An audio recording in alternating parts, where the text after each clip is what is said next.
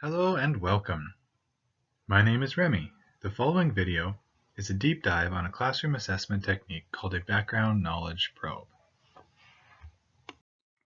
Classroom assessment technique is a term to describe one of many brief activities that help both the student and the teacher determine what the student knows, what skills they have, what they need to learn, and what changes the teacher may need to make to the instructional material.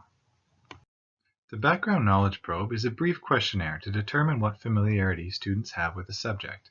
In my case, I will apply this to culinary instruction. Successful adult education depends on regular feedback mechanisms that tell faculty what students need to learn, as well as faculty who listen and make changes based on this information.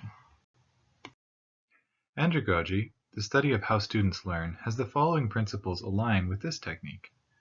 Adults come from a diverse background and are at different levels of learning. They need to be involved in the planning of the learning. They have a wealth of experience which provides the base for future learning and are most interested in immediately relevant learning. I believe the simple activity of assessing what background students have with a subject to come will benefit all these areas. A knowledge probe is best done before a subject is introduced.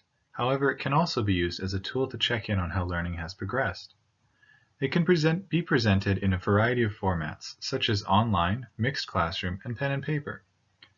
The questions will help guide future learning for students by introducing them to some of the vocabulary and skills they will be tested on in the following week. In my experience, these are the sort of questions a chef would normally ask an apprentice before introducing a new technique.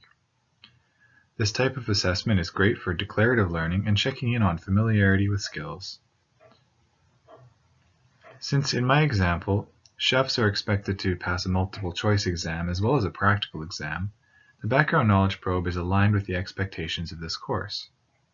This is not generally intended for higher order thinking, however the assessment will also test for confidence and create some self-reflection. Before deciding on this style of assessment, there are some limitations that the instructor needs to be aware of. The results may be different than the teacher expects, which can be demoralizing. Students who are underprepared may feel frustrated with the difficulty of the assessment. Teachers may develop a bias towards the students based on the results, and more work may result from needing to rewrite the upcoming lessons to accommodate the students' needs. Therefore, this assessment technique should only be used by someone who has the time to analyze and respond to the results appropriately.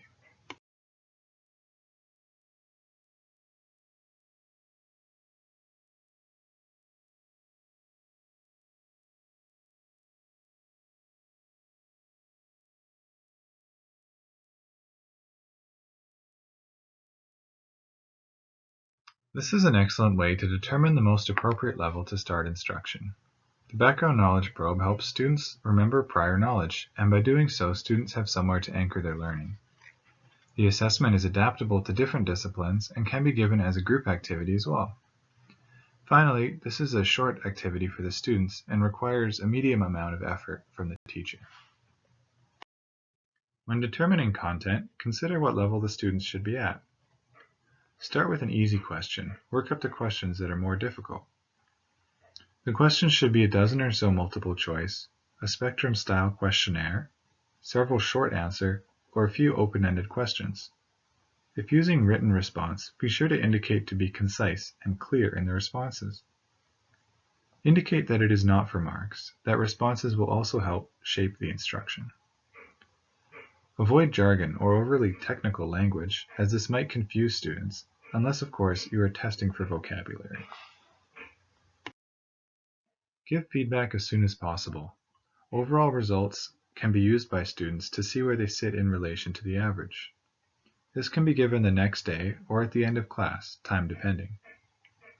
The results from numbered questions can be tallied for easy averaging, whereas for written responses, common themes should be noted and addressed to the class. Guide students who are stronger to work with the weaker ones in subsequent activities. Address the needs of the students. What do they know? What do they need help with? And discuss the plan moving forward.